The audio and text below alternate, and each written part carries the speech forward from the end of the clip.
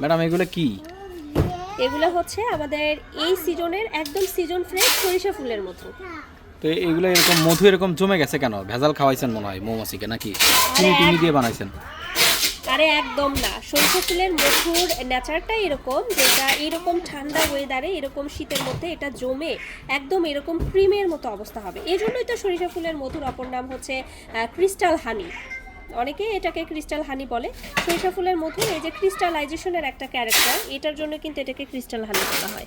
আচ্ছা আচ্ছা, তো তার মানে হচ্ছে আপনি বোঝাতে চাচ্ছেন যে এই মধুর মধ্যে গ্লুকোজের পরিমাণ বেশি থাকার কারণে ঠান্ডা পেলে এটা জমে গেছে হ্যাঁ হ্যাঁ ঠান্ডার হ্যাঁ, সময়। সরিষা ফুলের মধু, লিচু ফুলের মধু, এই মধুগুলোতে আসলে গ্লুকোজ এবং ফ্রুক্টোজের পরিমাণ সবচেয়ে বেশি থাকে। দুইটার মধ্যে আবার সরিষা ফুলের মধুতে সর্বাধিক থাকে। তো যে সকল মধুতে গ্লুকোজ এবং ফ্রুক্টোজ অর্থাৎ ন্যাচারাল চিনির পরিমাণ বেশি থাকে, তারা কিন্তু এরকম ঠান্ডা ওয়েদার পেলে এরকম জমে এরকম মানে ক্রিমের মতো অবস্থা হয়। এটা আসলে অনেকে জমা মধুও বলে থাকে। তো এটা ভয় পাওয়ার কোনো কারণ নাই, সরিষা একদমই ফুলের না। মধু জমবে এটাই সত্য, না জমলেই সেখানে আসলে ঝামেলা আছে। হ্যাঁ, হ্যাঁ, তো আমাদের নিজেদের মধ্যে একটা বদ্ধমূল ধারণা আছে যে মধু জমে গেলে সেটা খারাপ, বাট ওইসব ভ্রান্ত ধারণার দিন এখন আর নাই। একদম। আপনি জাস্ট গুগলে অথবা ইউটিউবে একটু লিখেন যে সরিষা ফুলের মধু কেন জমে, তাহলে আপনি অ্যান্সারটা পেয়ে যাবেন। তো আপনি যদি ভালো জিনিস খেতে চান তাহলে ভালো জিনিসের নেচার এবং বৈশিষ্ট্যটা জেনেই আপনাকে খেতে হবে। তো ম্যাডাম আসলে যারা নিবে, কাস্টমার নিচ্ছেন, তারা এরকম জমা থাকলে কিভাবে খাবে? এই যে বোতল দিচ্ছেন আপনারা, এটা হচ্ছে খাওয়ার আগে 10 থেকে 15 মিনিট।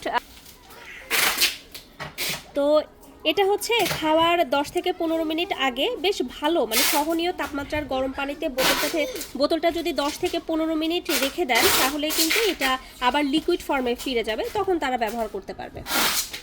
ওকে, মানে টেনশনের কোনো কারণ নেই। যদি জমে যায় তাহলে গরম পানির মধ্যে, সহনীয় তাপমাত্রার গরম পানির মধ্যে এটা রেখে লিকুইড করে তারপরে আবার হ্যাঁ, এটা আসলে আপনারা। সম্পূর্ণ ওয়েদার ডিপেন্ড করে। যখন গরমের দিন চলে আসবে তখন কিন্তু এটা এই অবস্থায় থাকবে না, এটা অটোমেটিক্যালি তখন লিকুইড ফর্মে চলে যাবে। আর এখন যারা নিবে ব্যবহার করবে তারা এই সিস্টেমে নিলেই ব্যবহার করতে পারবে।